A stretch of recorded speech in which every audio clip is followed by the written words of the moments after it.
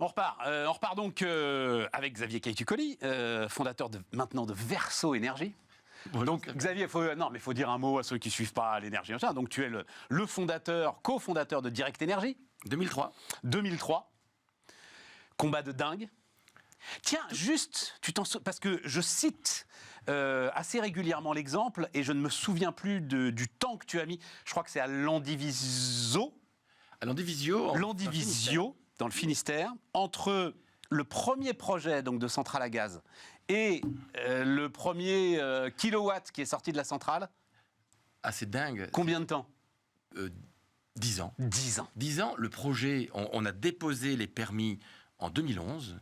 La centrale a été mise en service. On avait déjà, Total avait déjà racheté Direct Énergie. C'est ça. La centrale a été mise en service, heureusement, à point nommé, juste avant la crise du parc nucléaire. Et donc, heureusement, elle a permis non seulement à la Bretagne d'assurer sa continuité d'approvisionnement, mais également à la France. 10 ans, une centrale. C'est quand même un truc de dingue. Parce que c'est un sujet, puisqu'on va parler d'hydrogène ensemble, et tu vas nous expliquer ta nouvelle aventure, mais ce sujet, à un moment, d'une France des normes, qui doit essayer de s'alléger un peu et permettre d'accélérer dans la construction des équipements nécessaires à la décarbonation de l'économie, c'est un vrai sujet. C'est un vrai sujet. C'est un sujet industriel au sens large. Pour la réindustrialisation, il faut être capable de construire des usines rapidement. Mais c'est aussi un sujet... La France est un pays des dogmes. Et on ne sait pas réconcilier les dogmes les uns avec les autres. Nous, on construisait à Landivisio une centrale à gaz. Une centrale à gaz, c'est pas quelque chose de dangereux, c'est pas quelque chose d'extraordinaire. C'est tout simple, c'est une technologie. Il y a des centaines de centrales à gaz à travers le monde. En général, on met 24 mois à la construire. Nous, on a mis plus de 10 ans. Mais parce que il y avait en permanence des arbitrages politiques. C'est du gaz, peut-on pousser, ralentir? Et donc, un jour, un ministre t'accélère, un jour, il te ralentit, un jour, il dépose il te donne une des autorisations dont tu as besoin, il te refuse l'autre, parce qu'on est en permanence tiraillé entre des dogmes. Chacun se croit obligé d'être le procureur d'une technologie et l'avocat d'une autre. Et donc, quand tu es pro-nucléaire, tu es contre le gaz. Quand tu es pro-renouvelable, tu es contre le nucléaire. Voilà. Et donc, tout ça, ça a pesé également sur ce projet. Pas que les normes, les dogmes également, oui. Ouais, et puis je vais appeler ça la base politique, quoi. Bien sûr. Voilà. Oui, Bien sûr, à un moment. Mais ça, on en parlera à la fin. Je vais garder absolument 2-3 minutes pour ton regard d'entrepreneur sur cette fameuse commission d'enquête sur la souveraineté énergétique. Parce que, je crois que même toi, je pense que tu as été surpris par ce qu'on y a appris, ce qu'on y a découvert.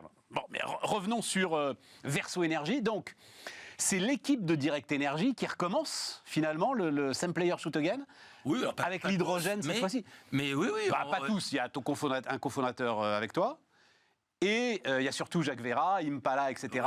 Jacques Veyrat via Eiffel Investment Group, qui est un fonds d'investissement extrêmement impliqué dans la transition énergétique, un de mes anciens actionnaires chez Direct Énergie. Et c'est vrai que quand on a l'habitude de travailler ensemble, c'est bien de remettre le couvert et de repartir sur une nouvelle aventure disruptive comme les celles de Verso Énergie, qui est un énergéticien 4.0 si. Alors on va y aller définir, mais d'abord juste comme ça, parce que moi j'aime les entrepreneurs. C'est-à-dire que ça te démange, quoi. C'est-à-dire tu vends Direct Énergie, c'est quand même. Enfin, encore une fois, mesdames, messieurs, il faut se replonger dans le climat qui était celui du début des années 2000, se lancer dans une telle aventure. EDF surpuissant, mais à quoi tu joues? Mais c'est même pas la peine de regarder. Et puis, réussir ce tour de force, à la fin, réussir à vendre à Total. Voilà, tu aurais pu être un investisseur. Un rentier. Un rentier, exact. Il y a deux types dans le monde.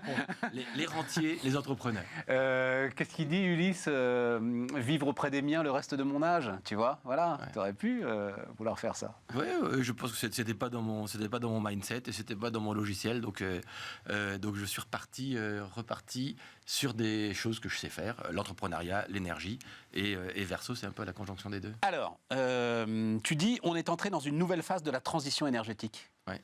Qu'est-ce que ça veut dire? Ça veut dire qu'il y a une prise de conscience?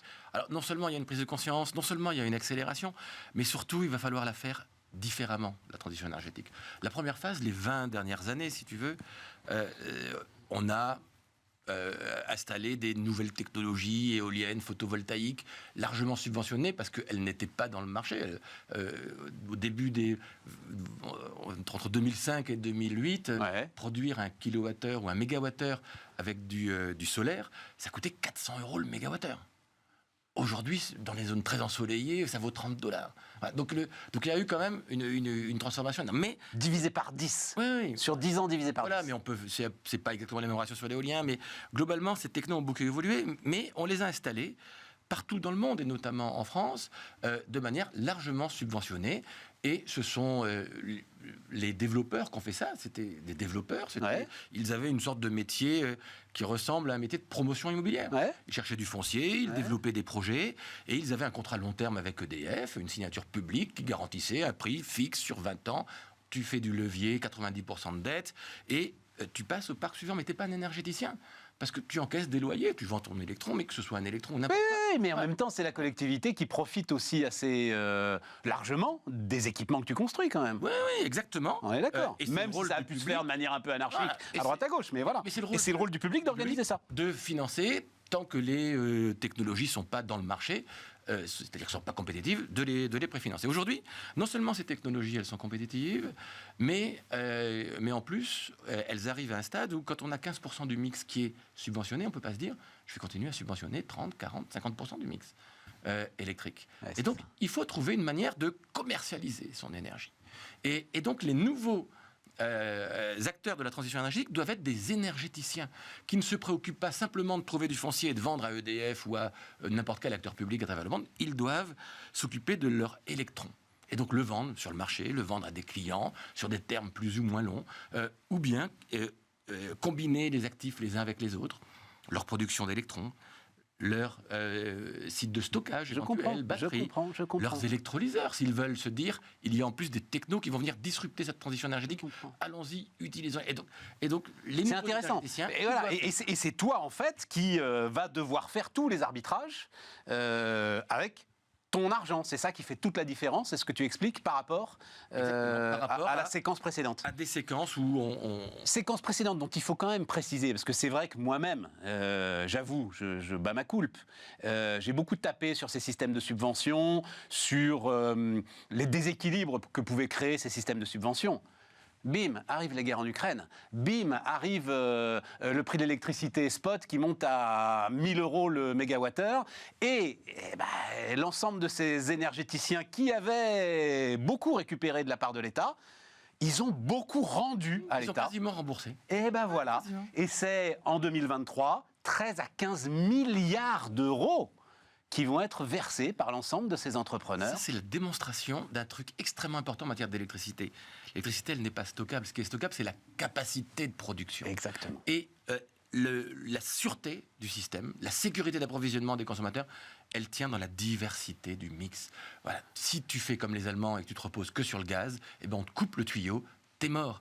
Si tu fais comme on a fait un petit peu, où on se repose massivement, exclusivement sur une seule série de centrales nucléaires, il y a un problème sur l'une des centrales, on l'a sur toutes, on est mort. Et donc, en matière d'électricité, la diversité est clé. Et c'est pour ça que les gens qui tapent sur le renouvelable parce qu'ils sont pro-nucléaire, qui tapent sur le nucléaire parce qu'ils sont pro-renouvelable, n'ont rien compris. Moi, je suis pro-nucléaire, je suis pro-renouvelable, je suis pro tout ce qui permet au mix électrique d'être là quand il est nécessaire. Mais tu fais un choix sur l'hydrogène, là. Donc, Verso Énergie fait un choix sur l'hydrogène appuyé sur le photovoltaïque. C'est ça le choix du truc. Pour deux choses. D'abord parce qu'en matière d'hydrogène, il faut être intégré. On ne fait pas d'hydrogène si on n'a pas accès à l'électron. Donc il faut développer sa capacité à produire l'électron. Et l'hydrogène parce que c'est une disruption majeure. Il y a un peu moins de 200 ans, le pétrole est apparu comme une énergie qui est inégalable et inégalée à ce moment-là. Pourquoi ? Parce que le pétrole a une concentration énergétique qui était unique. On trouvait 10 kWh, un peu moins, dans un litre de pétrole. L'hydrogène, dans 1 kg d'hydrogène, il y a 33 kWh, 3 fois plus. Donc, en termes de densité... Oui, mais attention, il faut aller le chercher, cet hydrogène. Il faut le produire, bien sûr. Ah bah oui. Et donc, autant le pétrole, tu creuses un trou, il sort. l'hydrogène, il faut séparer la molécule d'eau et la molécule d'hydrogène, on est d'accord, enfin, d'oxygène et d'hydrogène. C'est d'électrolyse. Et comme le dit, je l'ai encore cité tout à l'heure, Jean-Marc Jancovici, elles s'aiment beaucoup quand même, ces deux molécules. Oui. Voilà. Il faut 55 kWh pour faire 1 kg d'hydrogène et donc 33 kWh. Donc c'est vrai. Mais si on considère qu'on fait ça avec 1 kWh produit avec du gaz, bien sûr que ça ne marche pas. Exactement. Mais dans la pratique, si on a une grande diversité de sources de production d'électricité, si on a un certain nombre d'actifs de production qui, à certains moments, ont un coût marginal nul et sont disponibles parce qu'il y en a plus. Et sont excédentaires. Voilà, c'est ça. Le nucléaire la nuit, le photovoltaïque quand le réseau est saturé. Exactement. Le photovoltaïque en août, voilà. C'est utile. Et ces kilowattheures d'hydrogène, cet hydrogène-là, il a une densité qui est unique et qui, à mon avis, va complètement transformer le paysage énergétique de la décennie. Parce que c'est ça qu'il faut toujours avoir en tête quand on parle d'électricité. Elle ne se stocke pas et surtout, tu ne peux pas envoyer plus d'électrons dans le réseau que le réseau ne peut en avoir. Tu peux avoir un blackout, que ce soit parce que tu n'as pas assez d'électrons ou parce que tu as trop d'électrons. Voilà, c'est un pilotage en permanence. Et effectivement, cette électricité excédentaire, il faut, voilà, et comme tu dis, coût marginal nul. Voilà. Donc c'est pas à ce moment-là 50 MWh pour 33, c'est zéro. De toute façon, il aurait été perdu. L'hydrogène a beaucoup d'usages qui vont bien au-delà de l'usage de l'électron. On l'utilise en chimie. Aujourd'hui, on consomme en France 1 million de tonnes d'hydrogène. Si on arrive à atteindre tous les objectifs du plan de la France en matière de production d'hydrogène à partir d'électrolyse, on n'arrivera pas à se substituer à cet hydrogène qui est produit aujourd'hui par vapocraquage du méthane. C'est ça. C'est-à-dire c'est la manière la plus émettrice de gaz à effet de serre. C'est l'hydrogène noir dont on parlait tout à l'heure. Voilà. Donc non seulement aujourd'hui, en matière d'électrolyse, on arrive à produire un hydrogène qui est absolument vert, mais en plus, avec les coûts du gaz actuels et surtout le prix de la tonne de CO2 qui augmente et qui va augmenter, cet hydrogène, il sera compétitif. Donc, n'essayons pas, parce qu'on est, tu en citais un, mais il y en a d'autres, des procureurs, des technologies qu'on ne promeut pas, n'essayons pas de tuer le bébé avant qu'il soit né. Moi, je pense que l'hydrogène, c'est une formidable disruption, notamment parce qu'il a une densité énergétique considérable, et la France, en plus, tous les atouts pour être un territoire d'hydrogène. Parce qu'on peut espérer que grâce au parc nucléaire, on sera un territoire où on aura de l'électron. Voilà. Les Allemands, ils savent bien que leur hydrogène sera importé. Parce que les nouvelles capacités de production électrique en Allemagne, elles vont plutôt être fléchées vers les consommateurs pour se substituer aux centrales polluantes, gaz, charbon, etc. En France, on peut imaginer qu'on va enfin, on l'a compris, qu'on va enfin pouvoir développer notre parc nucléaire et réaccélérer. Et donc qu'on aura des centrales qui seront disponibles pour produire de l'hydrogène. Il reste 1 minute 30 malheureusement. Donc cette commission d'enquête sur la souveraineté énergétique, toi, l'entrepreneur de l'énergie, quand tu découvres que des lois qui vont être au cœur de ta stratégie sont écrites comme ça sur des coins de table pour un accord politique à 2 balles.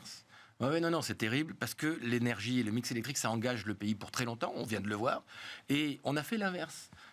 C'est du long terme. On voit que les politiques n'ont géré que du court terme.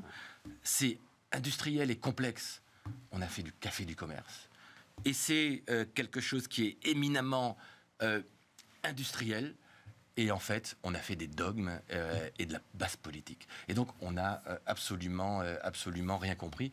Et c'est triste de constater ça maintenant. Mais tu te dis pas, je suis fou de retourner dans ce système et de prendre des risques sur mes investissements qui vont être balayés comme ça, parce qu'à un moment, tel accord politique va porter atteinte à mes convictions. C'est pas nouveau, honnêtement, je le découvre pas fondamentalement aujourd'hui. J'ai écouté beaucoup de ces auditions, mais après c'est le rôle des entrepreneurs que d'être agile et de naviguer au milieu de cette réglementation qui est parfois mouvante.